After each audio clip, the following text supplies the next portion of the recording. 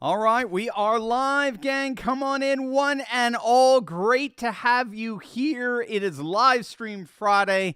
I am Dr. Steve, your Patriot Professor, here to help you think better so you can feel better in these crazy and turbulent times. Crazy and turbulent and increasingly fun. It's getting real, gang. So you know what to do if you haven't already done so. Make sure to smack that bell and subscribe button. Look at all you guys already here. Good to see you guys. Truth reigns facts. I love it. The wicked will be punished, and they shall. Everything is being revealed. Everything that was cloistered in the darkness is being revealed. I am here to answer your questions. Super chats are up, so send me those questions. I answer them throughout the live stream. Well, more towards the end. We have so much to talk about here. We got Twitter Files Part 2 exploding onto the scene and exposing the secret blacklists that Twitter always denied they had, but we now know imposed on conservative accounts. And we got Arizona Senator Kyrsten Sinema shaking up the Senate there. Hey, Charles, good to see you guys. Good to see you, man. I will take a look at that question in a moment. Remember, we do have super chats up there. Yeah, Kyrsten Sinema has totally, completely blown apart the Senate by defecting from the Democrats. She's gone. She's now officially an independent. She's refusing to say if she will caucus with the Democrats. She has effectively dropped the Democrats back to their pre-midterm number of 50. And now who's the most important guy in the Senate right now? You all know. Who is returned to the kingmaker in the Senate now? That's right. One Joe Manchin has, right? Because now everyone's asking if Manchin's ready to flip. And we're going to find out what on earth, why did Kyrsten Sinema flip? This doesn't make a lot of sense given the way the Republicans have been self-sabotaging, right, over the rhinos trying to destroy every single ultra-MAGA candidate out there so they can get rid of Trump in 2024. Ain't going to happen, by the way. But in the midst of the Republicans self-sabotaging, why would anyone lead the Democrats right now? Why not just double down? We are going to see how Twitter Files Part 2 and Kyrsten Sinema defecting from the Democrats are, in fact, related. This is going to be an awesome live stream. What's going on with Elon Musk and what's going on with Sinema, I believe, are intimately related with one another. All that and more, of course. Super chat is up. Ask your questions. I will answer them at the end. This is going to be fun. This is real. It is Live Stream Friday. And also, by the way, stick with me throughout the whole thing because I'm giving away a wonderful free gift for all of you. How's that? Christmas time come early for all of you guys out there. You're going to love it. So stay tuned. But if you do want to take a little peek at your present, just click on the link below. You're going to love it. All right, let's just dive right in here. The Twitter Files Part 2, as Elon announced them, as only he can. He's having too much fun. I think everybody loves about Elon when all is said and done is he's got $140 billion in his account. Well, now $100 billion. And he's having so much fun with it. And it's like he's sharing that fun with the rest of us. I think that's why it's just my wife was telling me about a podcast she was listening to, and this liberal economist, entrepreneur, whatever, who knows Elon said, what conservatives don't get is he's not one of them. He's not an ideological conservative. Why are they all so gung-ho about it? And I'm just like, dude, you don't understand the times we're living in. We don't give a flip about your ideology. We could care. This is a post-ideological age. What we care about is your identity. Identity is everything. And the fundamental question, do you identify with the people as over and against the permanent political class? Are you going to join us in taking down the establishment? No one has taken down the establishment more than Elon. I could give a flip what the guy's personal ideologies are. No one's taken down the establishment like Elon, and he's having fun doing it. He is one of us, right? Amen to that. All right, so the Twitter Files Part 2 dropped last night through the Twitter feed of former New York Times reporter Barry Weiss, and it has now been confirmed that the social media giant was indeed secretly blacklisting conservative tweets and accounts. In a thread of 30 tweets, Weiss detailed how Twitter used so-called shadow banning, which, if you don't know, is simply the practice of blocking a tweet or an account from the wider online community so people don't see it or get the information, right? So it's a de facto way of banning someone without telling them. So Weiss detailed how Twitter used shadow banning to deliberately limit the visibility of tweets from conservative and patriot accounts. Among the more prominent names that she mentioned, Dan Bongino. This one I thought was interesting. Stanford University's COVID lockdown critic, Dr. Jay Bhattacharya. We're going to talk about him in a moment because that's very, very sinister what they did to him. Charlie Kirk. Some were put on what's called a search blacklist. So if you were searching for a particular topic, neither their account nor their tweets would appear in the search. There were so-called do not amplify blacklists that prevented your tweets from reaching your target audience by aligning them, suggesting them with Twitter accounts that people are already reading. So, I mean, this is pretty sinister stuff. And the key to all of this is that this is all happening and users have absolutely no idea whatsoever that it's happening. I have no idea that their accounts are being banned. Now, I had the notion that it was happening to my account because I was literally stuck at like 30,000 followers for over a year. It didn't move. Now we're gaining followers left and right. I think we got, 15,000 or so just in the last few weeks. So, by the way, make sure you go on over to Twitter and follow my @Dr. Turley Talks account there. I've got the link down below. It's a great Twitter feed packed with explosive stuff for your daily diet of information. You're going to absolutely love it. But just to show you how sinister this shadow banning was, I mentioned that Stanford University COVID lockdown critic, Dr. Jay Bhattacharya. He was suppressed by Twitter because he signed what was called the Great Barrington Declaration. Are you guys familiar with that? The Great Barrington Declaration was penned by Bhattacharya and a number of other eminent medical experts from some of the most prestigious universities of both the United States and the UK.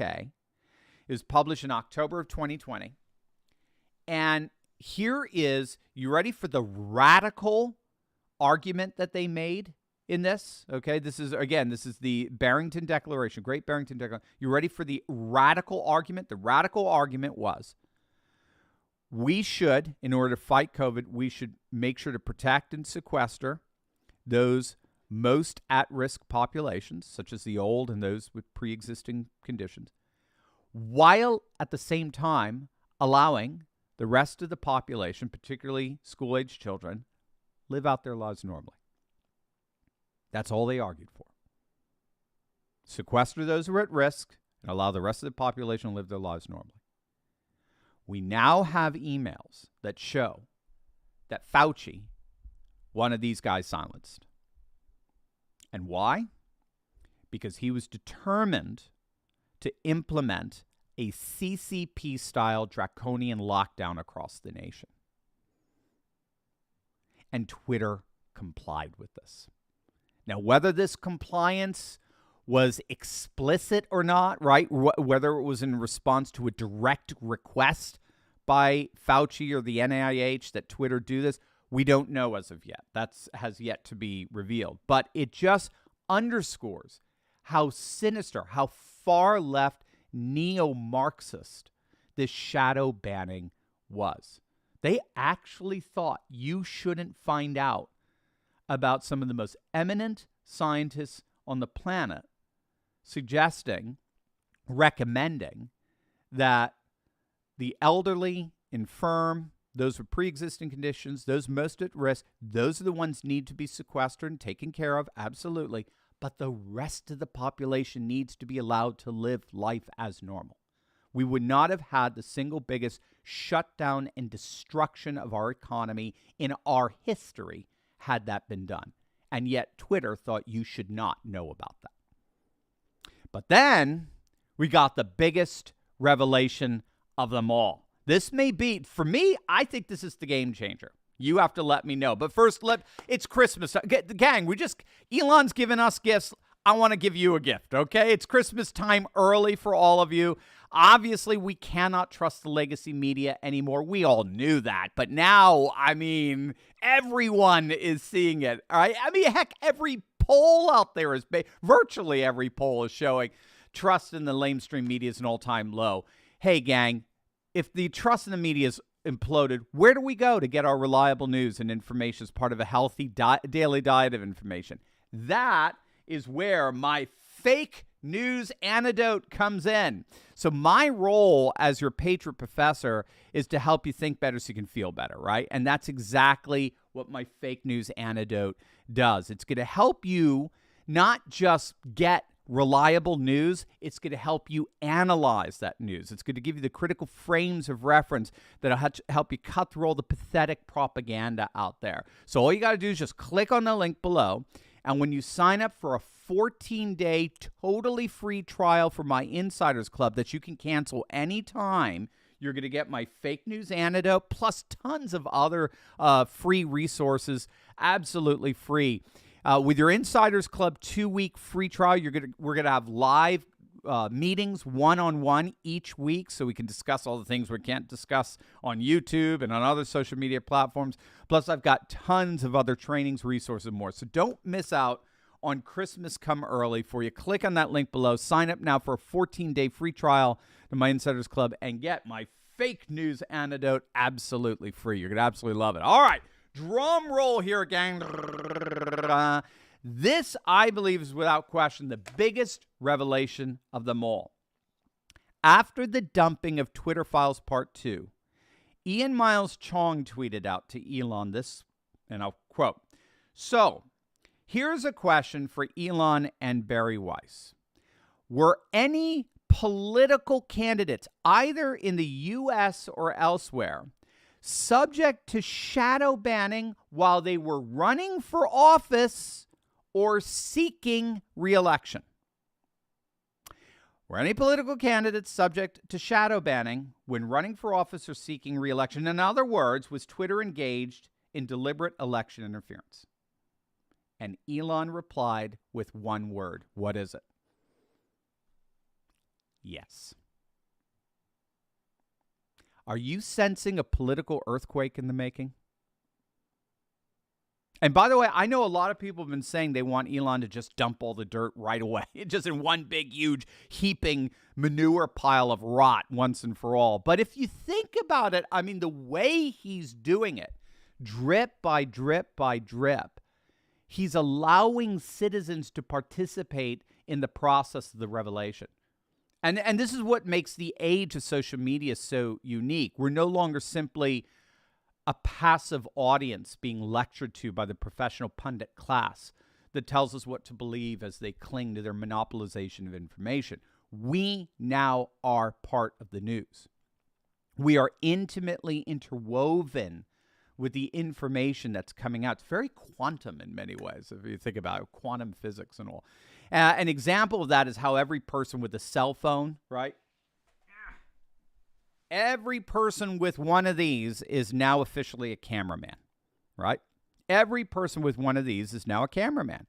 You take any major event that's happening all over the world, and the moment that event happens, the very first way we all see it is through some kind of cell phone capturing. It's not through a satellite van. The days of the satellite van are basically done. They're over. So, and it's not just a matter of somebody catching this amazing event live on video via their cell phone. That person then turns around, and what do? They load it up, right? They upload it on their social media accounts. And so that person now becomes a pundit. That person now becomes an independent news outlet. Everyone with a cell phone is a cameraman. Everyone with a social media is a pundit. Social media account's a pundit. There's no way around it. And then they turn around and say, we're anti-democratic. We're the anti-democratic. We're the ones who are literally bathing in this, what they call network society that's rising up, where every single person with a cell phone is a cameraman, everyone with a social media account is a pundit. This is the total democratization of news, and then they turn around and call us anti-democratic. So that's what Elon is doing. He's rolling out these revelations in and through citizen journalists and citizen commentary. And I think it's brilliant because I think it's keeping with the times. I think he fully understands we're moving more and more into a network society, and that the old way of doing news by passing it through or by laying at the feet of gatekeepers who supposedly had this monopolization of information to which we were privy, and then who would formulate these monolithic narratives, these frames that are there deliberately to prime us towards a particular kind of emotional disposition towards the issues they're framing for us so as to fulfill what's called their agenda setting function in our government, because the agenda setting theory studies show that our politics are driven much more by what the media says than what politicians say. It's not politicians telling the media what to say. It's actually more the other way around. And that's what we're finding in Twitter. We're finding in these Twitter files. It's the media. It's the backstage crew in the professional class that's calling the shots. And then what we're seeing, particularly in the pundit class, is just the veneer of it all. So it looks like we really got a taste of what's to come. The next drop could be perhaps the most explosive of them all thus far, revealing the extent to which Twitter actively and deliberately interfered in the democratic integrity of a presidential election. Now, we of course already know what they did with the Hunter Biden laptop. That in of itself is enough to indict the whole platform, for heaven's sakes. Again, it's so important to keep in mind when the FBI basically told Twitter to bury the story. Again, we don't know if it was through suggestion or if it was direct order. We'll find out, I'm sure. But they already had the laptop for a year. They knew it was genuine. They knew it was authentic. And yet they lied about it to Twitter, called it Russian disinformation. Twitter suppressed the story the second it came out from the New York Post in October of 2020.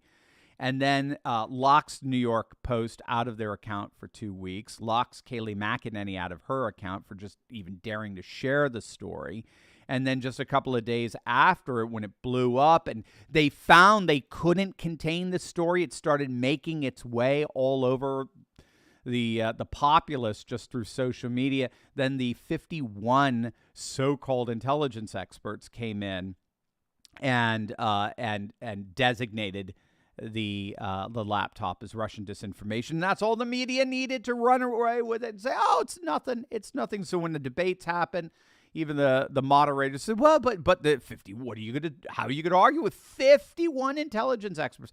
I'm sure all of whom were lying, by the way. But that's how the deep state, social media, and the mainstream media all worked together with the Democrats in what is obviously now becoming a major collusion story. So speaking of elections, we have got another bombshell. To make a little pivot here, we got a major bombshell coming out of Arizona. Kyrsten Sinema, the senator from Arizona, has just announced that she is indeed leaving the Democrat Party. That's right. Just when Chuck Schumer had tweeted out 51 seats, he literally did that. 51 seats.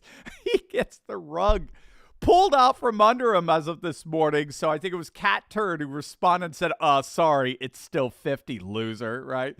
The Dems are back to 50 seats. Kyrsten Sinema is now officially becoming an independent. She's leaving the Democratic Party. And thus far, she has refused to commit to caucus with the Democrats. So this is absolutely huge. Gone is the practical majority that they have. She could end up caucusing with the Republicans half the time, at least in theory. We'll have to see what happens there. Now, in terms of the balance of power, it's not so much even Kyrsten Sinema we should be looking at now. Who is it, right? We just mentioned it in the live stream. It's Manchin. It's Manchin. If Joe Manchin becomes independent or Republican, if he leaves the Democrats as well, Democrats are shot. The Senate's effectively gone. And again, we'll have to see how it all plays out. But the $10,000 question here is, why is Kyrsten Sinema doing this? I mean, step back, take a step back here, right? If anything, she should be doubling down on being a Democrat. I mean, especially after the Rhino Republican ridiculous antics of self-sabotaging, of forming a circular firing squad with the midterms, and especially now just this week in Georgia.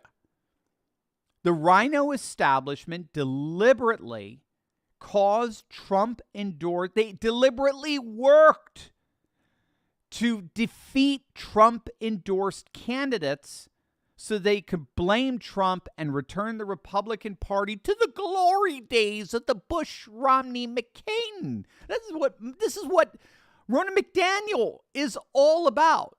Ronna McDaniel is part of the donor class. Ronna McDaniel is just there to do the bidding of donors. And the donors hate MAGA. They hate patriots. They hate the rank and file. They would rather have Democrats than have MAGA. In fact,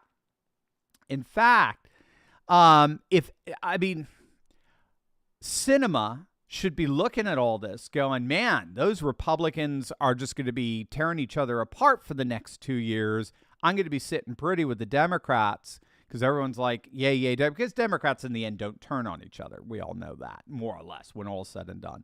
They know how the game of politics is played. Republicans still have way too many ideologues, again, married to the donor class, that get in the way of things. But Sinema should just be sitting back, doubling down, and saying, hey, man, my seat's safe. I'm good. But she's not.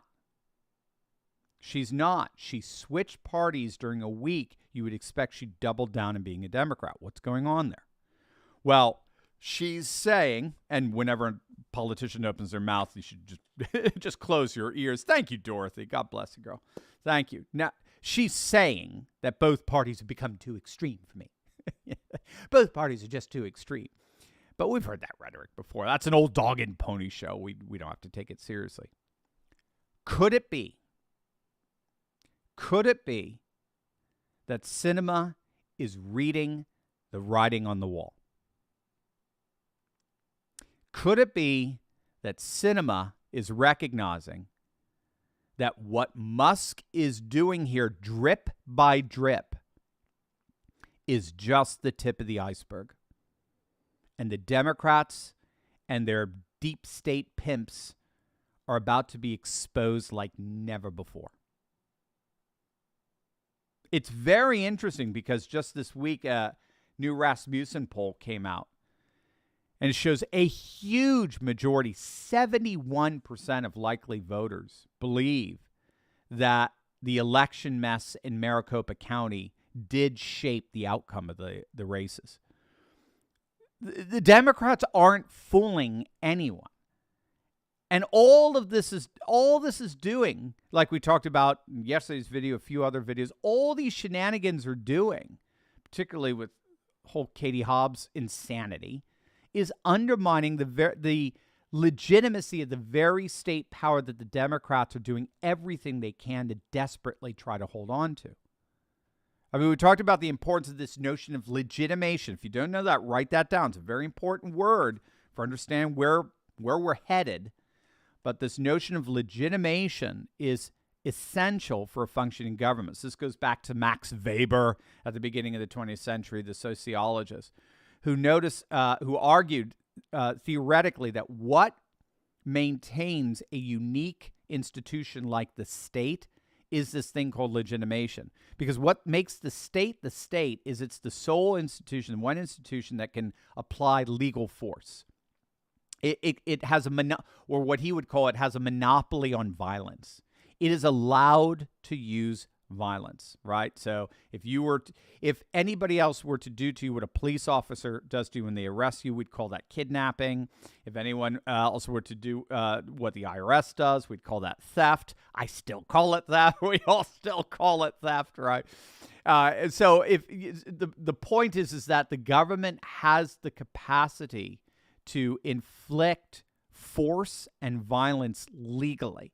And it's the sole institution that's allowed to do that. And then the question is why? Why would we allow a single institution to do that? And the answer that Weber came up with was, well, it's through this process known as legitimation.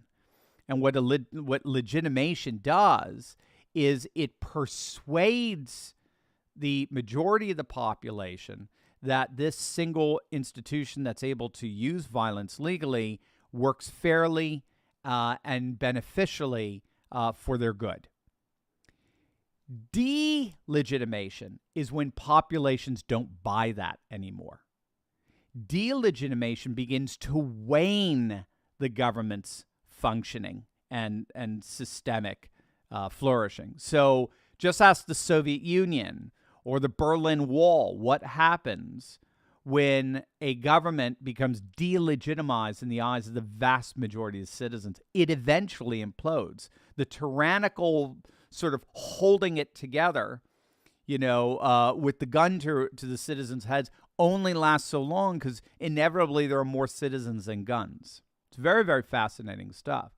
So the Democrats aren't fooling anyone. And now, on top of the blatantly obvious antics in Arizona, now we've got Elon Musk hell-bent on exposing all the dirty laundry of the Democratic Party for all the world to see. You want to talk delegitimation? There it is in all of its glory. So I suspect that Kyrsten Sinema is reading the writing on the wall and she's bailing. She's getting as far away from the Democrats as she can. We'll see. We'll see how this all plays out. But gang, seriously, forget the elections. Forget the sabotaging rhino Republicans. They're scumbags. We all know it.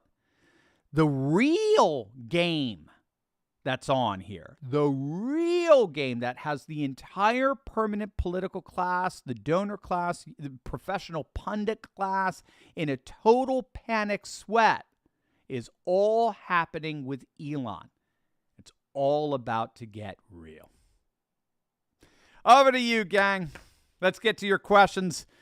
Bring them on over. Josh, our moderator, Josh, is going to set up your questions for me here.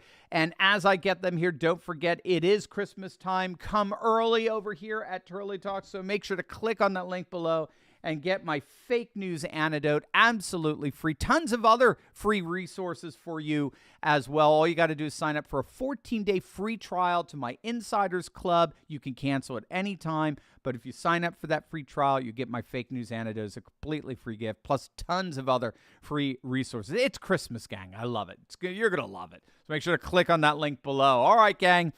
Let's see what we got here. Oh, we got lots and lots of cool questions. Let's see. Here we go. Charles Turner, Multnomah, Washington, Hood River, Lane, Benton, Lincoln are the only 6 out of Oregon's 36 counties to vote for 114. States like Washington and Oregon should split secede from each other. Yeah. All right, Charles. So we talked about that. Was that in...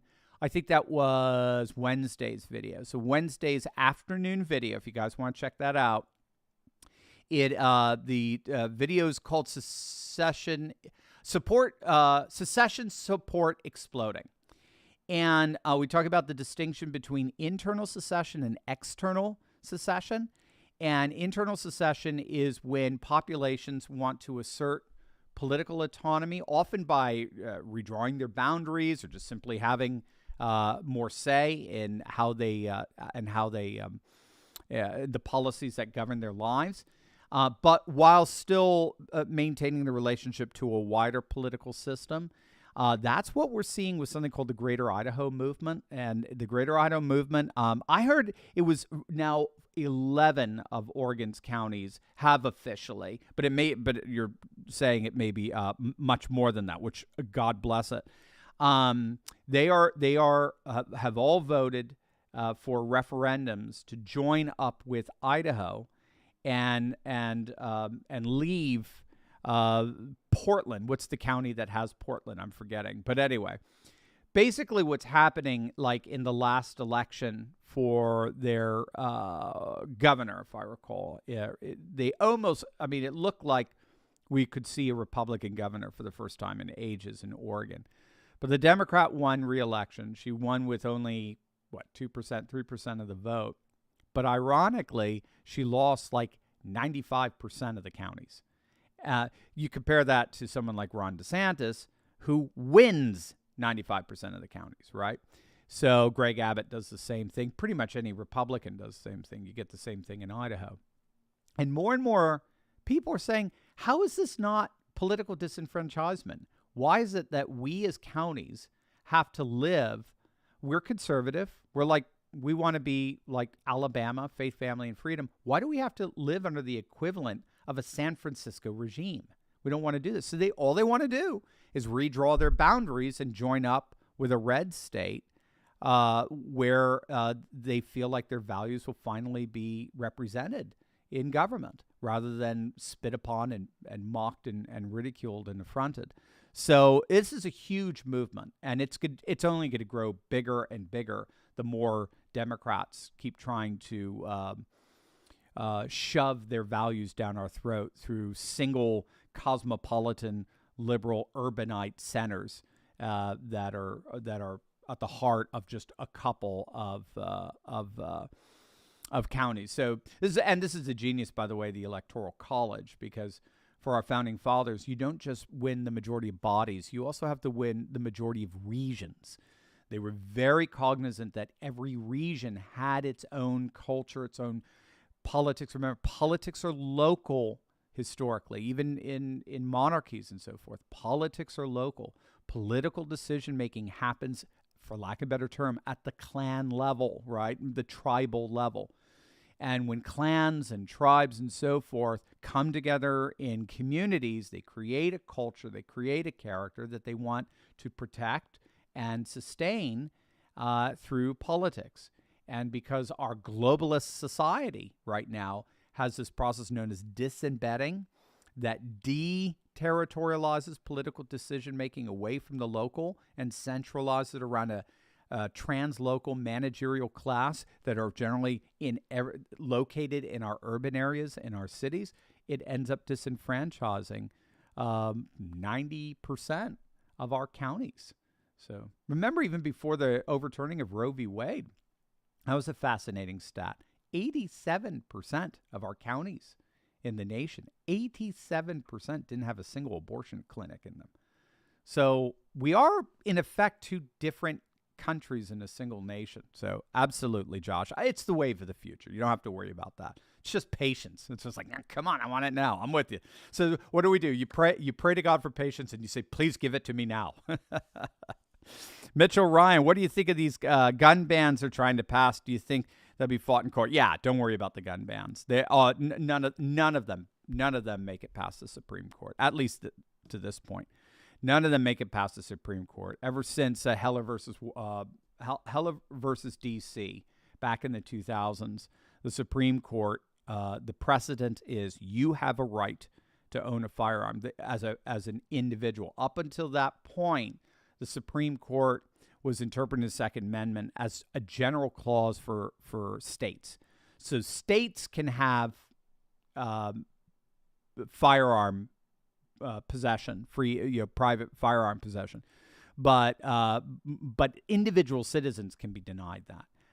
That's been overturned. So in the end, they cannot deny you, an individual citizen, the right to bear arms. And then the moment they start to ban, quote, assault weapons, as if there were any such thing, we actually we know the study that it was in the 1980s that first started using the term assault weapon. And this was a radical anti-gun activist who used the term because he thought that it could ultimately be used for all guns. He thought it would be useful not to just simply ban a certain class of guns, but he thought it'd be useful ultimately to ban guns as a whole. So we know assault. Mechanistically, there's no difference between an assault weapon, quote unquote, and a 9mm handgun. There's no difference whatsoever. So you got to, if you ban one, you ban the other. That's why they use the term. That's why they push it, but it's not going to happen. Josh Waldrop, Dr. Steve, I live in Georgia. What do I need to do or talk? Sorry, let me get this. I need to talk so Republicans have a chance to win races in the future from my state when everything, including state rhinos, are against us here. So, Josh, yeah. So both Arizona and Georgia are turning out to be some of the slimiest rhinos we've ever imagined encountering. We saw it in Pennsylvania as well. I'll throw Pennsylvania there. Again, I saw that firsthand after Mastriano got the nomination. First thing that happened is 5 of the top Democrats, state Democrats, turned around and endorsed Josh Shapiro, the Democrat. I have inside information that that Dr. Oz had somebody on his campaign board that was supporting Josh Shapiro, that was raising money for Josh Shapiro. So these guys are scummy. Again, you have to understand, they don't care necessarily if they're personally in the majority, as long as they're in power. Remember, if it's a uniparty, your own cover party doesn't have, your deflection party, your whatever you want to call it, your shield party that gets you into the uniparty. Doesn't matter if it's in power or not. If you're part of Mitch McConnell doesn't care if he's majority leader or minority leader, as long as he is leader. He doesn't care as long as he's in power.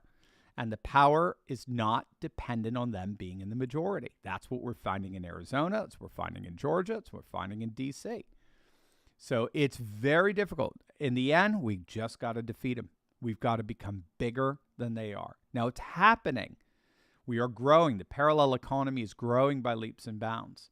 Elon Musk is doing it. Again, in many ways, Trump is a parallel president, right? The Patriot Party is sort of the lifeblood of the Republican Party, turning it slowly into a parallel party. But until then, it's going to take time because they're embedded in power. They have the donor class behind them. They've got every single advantage imaginable except you. They don't have the people. And that is how the Soviet Union fell. That's how Eastern Europe fell. That's how the Berlin Wall fell. Yeah, go away. I'll install my Windows update later as it pops up. So in the meantime, what I would do is make sure you understand the frames of reference that we talk about all the time here. That the old status quo is over. That a globalist world made up of neocon and neoliberal, center left, center right, uniparty is waning. And the world is moving much more to the local. And there's a number of reasons for that, but at the very least, because of the network society, right? What network society is all about bypassing the old, colossal, huge industrial gatekeepers and taking digital information directly to news consumers. So what is that doing? Well, it's democratizing information. It's taking it away from it's decentralizing it from that centralized, monopolized control in NBC, ABC, CBS, and all that.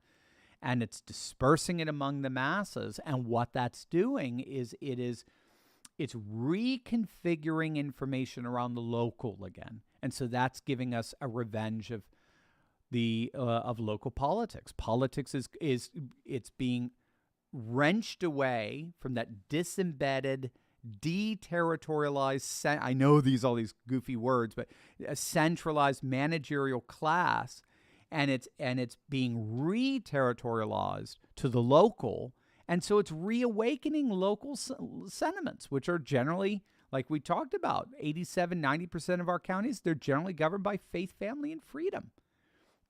And so it's pushing back against the professional pundit class and the candidates that the professional pundit class pick, which are generally these very globalist candidates, trans-local candidates that just give us these bland talking points. And they want candidates who are going to defend rural folk and exurban folk and good old-fashioned values of faith, family, and freedom. And that's unstoppable. That's just going to keep happening. So it's trying to find a way that you can bring together the sentiments of the neocons with this rising populist revolt. I don't know if we can, and we just may have to wait till we become such a massive majority that there's nothing they can do. Again, a Berlin Wall collapse. That's basically what we're looking for. Chauncey, hey buddy. Dr. Steve, I have to ask, what do you think? Who has a better chance of winning 2024? Trump or DeSantis? I love Trump. Can't help but think we would have an easier time winning White House with DeSantis. So the problem you have with that, Chauncey, I hear you. I mean, I get the logic of that. The problem you have with that is that it's twofold. One, the successful state governor does not necessarily translate into a successful presidential candidate. Okay, it can happen with Clinton, happen with Bush W, but it certainly didn't happen with Scott Walker, right? It certainly didn't happen with Chris Christie.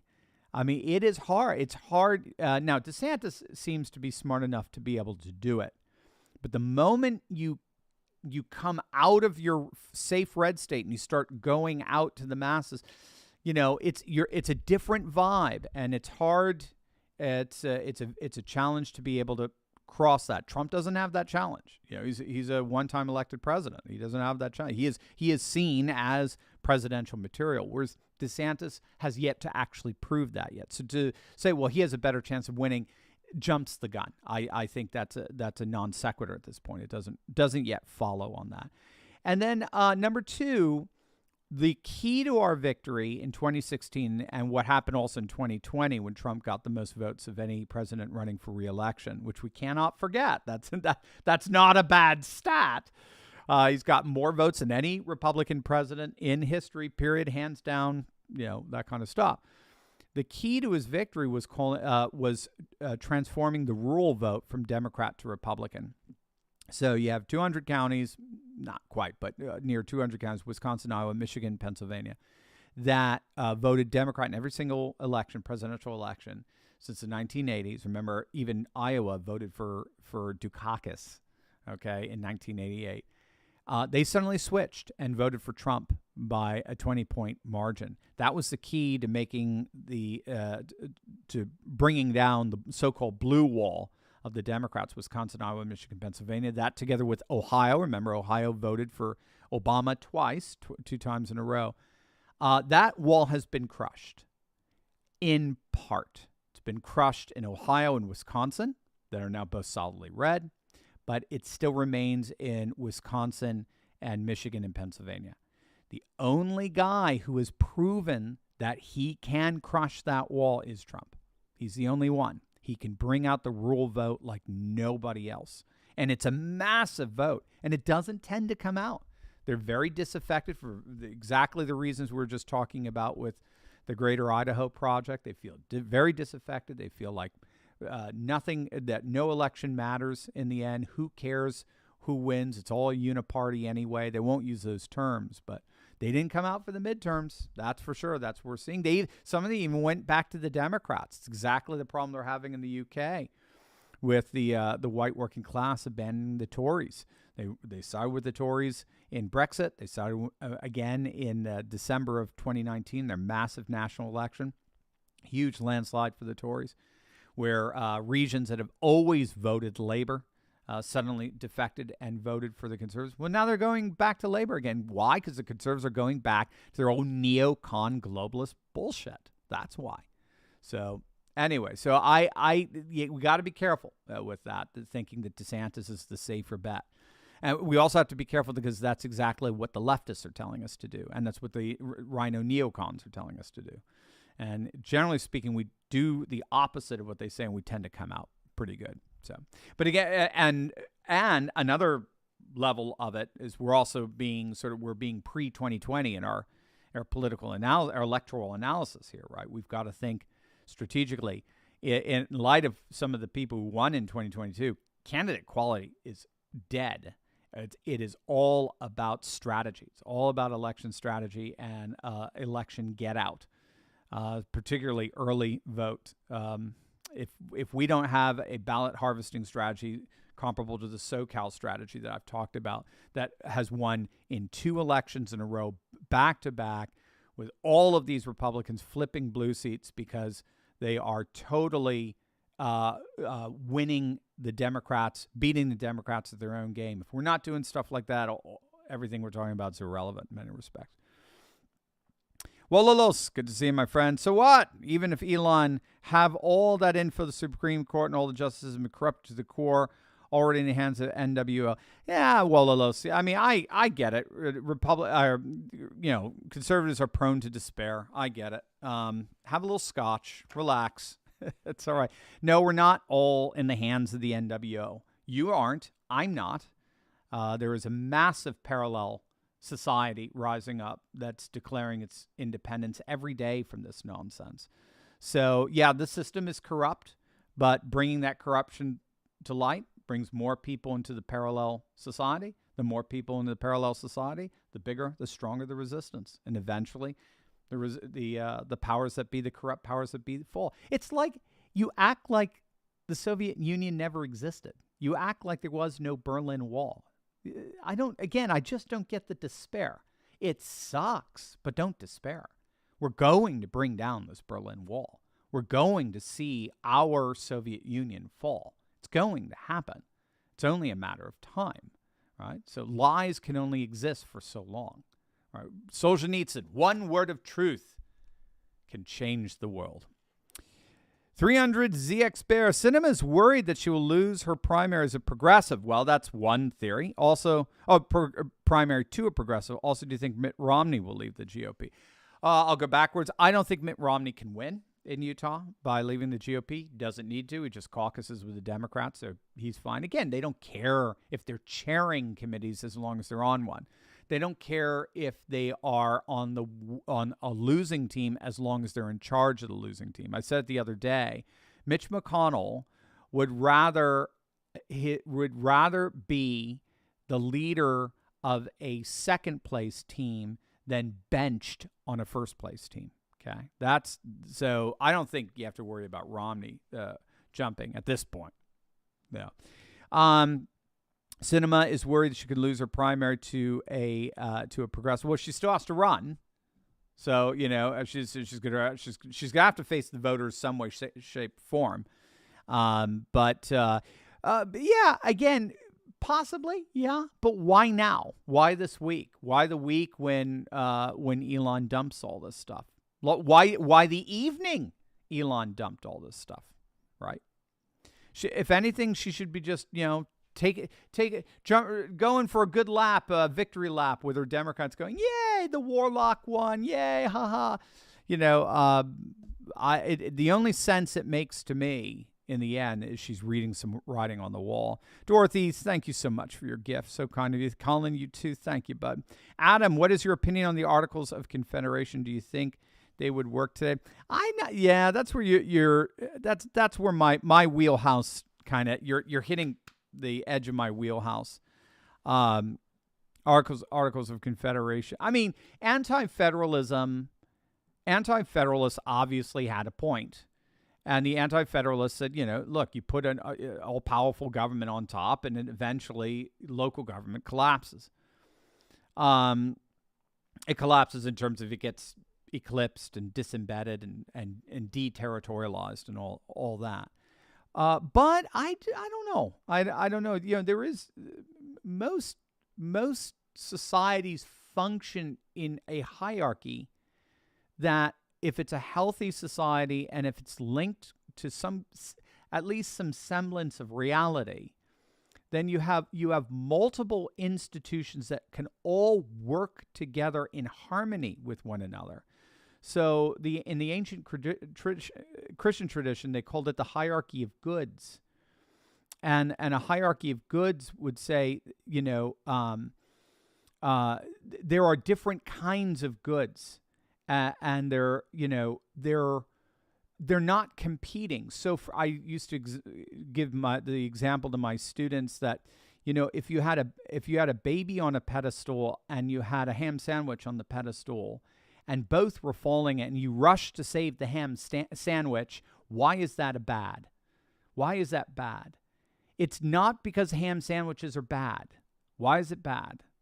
Right? Because I've dislodged my love from a divine economy of goods. Ham sandwiches are good, but they're a whole different kind of good than the goodness of a baby. A baby is really, really, really good. So you even see this in the Genesis account. God creates the world, and he says, and it's good, and it's good, and it's good. And then he creates humanity, he says, and it's very good. So humanity, there's a hierarchy of goods. And local government and state government and federal government should all be able to, granted, it's ideal, but should all be able to work within respected jurisdictions so they work together for balance of power and for the mutual benefit and good of themselves and for their citizens. And obviously, globalism and the World Economic Forum, that is the globalist financial arm, they could care less about any kind of hierarchy of goods. They are managers. They are technocrats, and technocrats control. And that's all we are. We are just cogs in a system that is being standardized, centralized, and therefore we are legitimate objects of control. So anyway, so I'm all for like an Articles of Confederation. I'm all for localism. I'm all for that, but I think it can work in harmony with a federalism as well. Cinema Bales, Mansion is next. Yeah, that's what we're looking for. Garrett, hello, Dr. Steve. I want to apologize for a comment I made a few weeks ago. Let me read it first. I recently lost my job in the mortgage industry due to the economy. Thank you, Brandon. And we lost in Michigan. Forgive me. Oh, Garrett, I'm sorry. I don't remember. I get all kinds of stuff. Don't worry, Garrett. So you were despairing, it sounds to me, and I get it. I get it. Okay, I get it.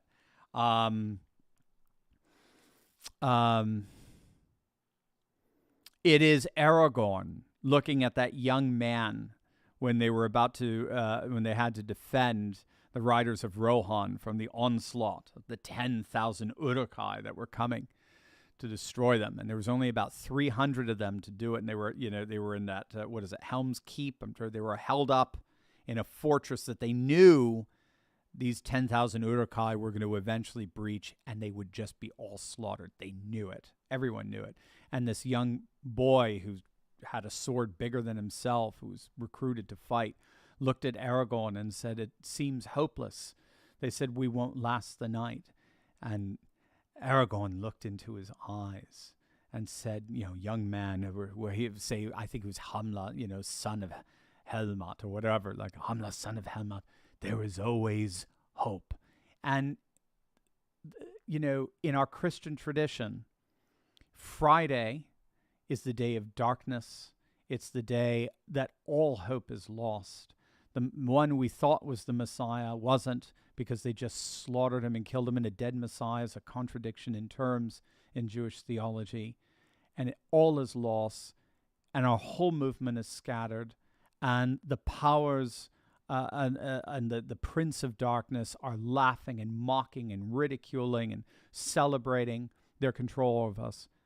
And then Sunday morning, it all ends. It all explodes into a springtide of life and light. So in that shadow, in the shadow of that empty tomb, we can never despair. We can never despair. That doesn't mean we're not confronted with some really rough stuff, really serious stuff, but we can never, ever despair. And so God bless you, and you're finding a new job. I hear you, man. It's tough, and you lost in Michigan, and Michigan is tough as well. And boy, talk about some vile stuff. Yeah, I get it. So stay in prayer, stay in worship, stay in the things that are eternally true, good, and beautiful. This is what Jordan Peterson keeps telling us always to do. Do not lose sight of what is good in the midst of so much evil. Again, it's Sam's speech to Frodo. even in the midst of all this darkness, we have to do what the heroes of old did. We have to keep going. We have to keep going. We have to keep moving forward and doing what we know we should be doing in the midst of all of this pain and disappointment and evil. And because there's something that keeps us going. And Frodo asked, what keeps us going, Sam? And he said that there's some good in this world, Mr. Frodo, and it is worth fighting for. That beats any job. That beats any governor. That beats any election. There's good in this world, and it's worth fighting for. And you and I are fighting for it in 10,000 subtle ways. We're fighting for it. Love you, man. Han Tran, thank you, sir, for your gift. Meg Mono, will Sinema lose her seat in the Senate by being an independent? How does that work? Well, we'll see. No, Joe Lieberman ran as an independent. Bernie runs as an independent all the time. So, no, I don't think she necessarily loses. To me, again, the key to it all is, it's a three-way race, right now. Unless if she caucuses with the Democrats, they won't challenge her.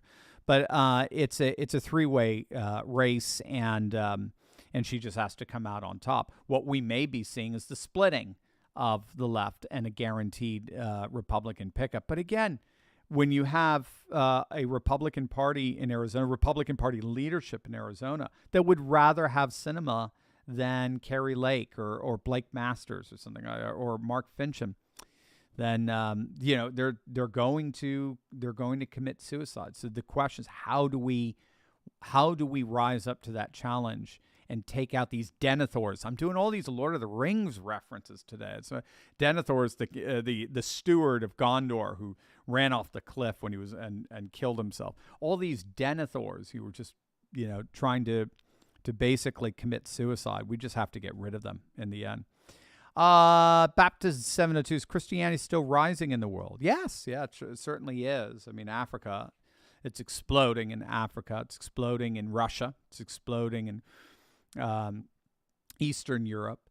And it's even exploding here in the United States and Europe, but it's more to demographic level. Demographic meaning the reproduction level. So, no, we're not making converts. In the West, forget about converts. That's not happening.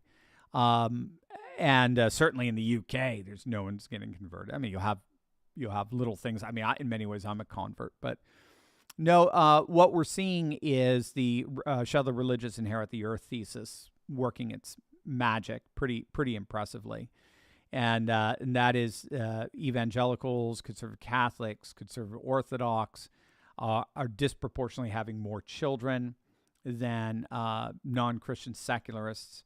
And what we're finding is that those children disproportionately keep the faith, maintain the faith into their own adulthood, and keep this process of reproduction, the reproduction advantage over the secularists.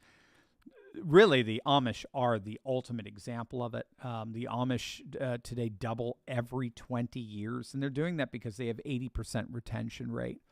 Evangelicals, conservative Catholics, conservative Orthodox are doing something very comparable as well. So, yeah, it's still rising.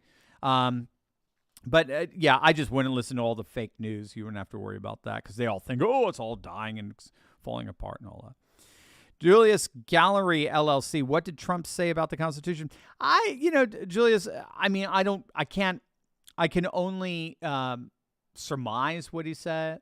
I can only speculate. But the sense that I get is we're living in a banana republic right now. We're living in a freaking banana republic right now, and we got to start taking that seriously and stop acting like, well, we've got to play by the rules when the rules are just being shattered. That's the sense I get. It's kind of comparable to what's going on in Brazil right now with Bolsonaro and the military, but they have Article 142 that allows them to actually employ the military if there is a constitutional crisis between the balance of powers, where the military can come in and provide some kind of refereeing of that, and And in a sense, a lot of people are saying, hey, Lula, you want to turn this a banana republic? You got it. We'll see it. We'll see your hand and raise you 10. Now, in that case, they're still following their constitution. But that's the sense that I got, is that Trump is arguing, guys, we're in a banana republic right now. This is crazy. And for the Republican Party to say, well, we will take the high road, and this is insane. We've got to deal with this as if our nation's as if we were basically under a foreign invasion. That's how I understand it. But he's going to have to explain what he meant by that. Why didn't Trump spend part of his why didn't Trump spend part of his $100+ million as endorsed candidates? Okay, now that's a great question, Mary. He did spend some. I think he spent about $30 million or so, spread it across. But no, to my knowledge, there was no strategic spending of money in that war chest, and that's on him. That's absolutely on him, and it's on his advisors. I don't know what they were doing, but he certainly did not help the candidates financially in a strategic way that would have been beneficial for their election. So I'm with you. That is a very, very legitimate criticism of how Trump handled the midterms. And I don't know the answer as to why. Deonra, if the people don't trust election results and big tech has proven to be an enforcement art of DNC, will the people rebel against leadership? That's that will inevitably happen if the critical mass is reached, and the people versus the pundit class and the donor class and the political class, if the gap is just too wide and they look to be too unresponsive, or even in the case of the Republican leadership self-sabotaging, people are just going to rise up in some way. I don't know how it'll work out, but people are just going to rise up. And again, just ask the Berlin Wall. So, Joe Evans, thank you so much. And finally, Lee CM, thank you so much. And Zach, your opinion on gay conservatives like Scott Press are holding leadership positions in the NRC and our party as a whole. Okay, very good question. I don't know if I quote have a position on it. The question is where is it going to go? Why is it happening so much? Why are we seeing the Republican Party being a bit more, shall we just call it libertarian or libertine in its mores than it would have been, say, in the 1990s during the height of the moral majority or the Christian coalition? We are in a very different time than the 1990s. 1990s was still an age known as an age of ideology. It was known as mass society. It was the modern world. It was fully globalist. It was actually, we're at the height of the globalist era. Francis Fukuyama was saying we're at the end of history right around the early 90s. So we lived in a world where ideology and what you believed mattered. Okay, it was very important. Increasingly today, we are living in an age of identity. And that's largely because the old modernist, secular, globalist world is collapsing into a post-modernist world. And there's all kinds of reasons for it. There are ideological reasons. There are the very practical, structural reasons we were talking about with the network society coming in that's decentralizing and democratizing information and direct relationship, irrespective of where we are located. So I don't have to go and visit somewhere. You don't have to visit somewhere to come and see me. We could see each other directly through the network of the internet. And what that's done is it's decentralized society away from the globalist vision of life that was held together by an ideology of liberalism and corporate capitalism and lifestyle values and all that. And now it's being democratized and it's being re-territorialized to the local of faith, family, and freedom, so that now identity is becoming front and center. It's also, there's another theory that says that globalism got rid of all the identity forming institutions that from which we derived identity from: family, community, church, faith, and so on.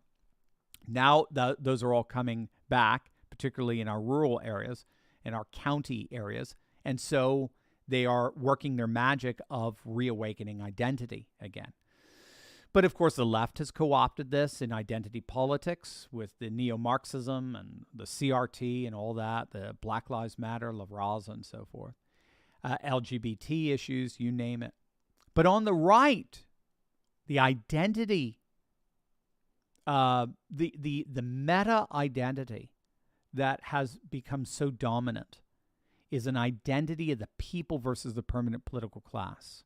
It's a populist identity, very much married to a nationalism, not even so much a localism, although Greater Idaho would be an example of that, or even the regional sort of secessionist tendencies in Texas, for example. But that aside, but even inside those, you'll notice that the issues are not so much the 1990 issues of what do you believe.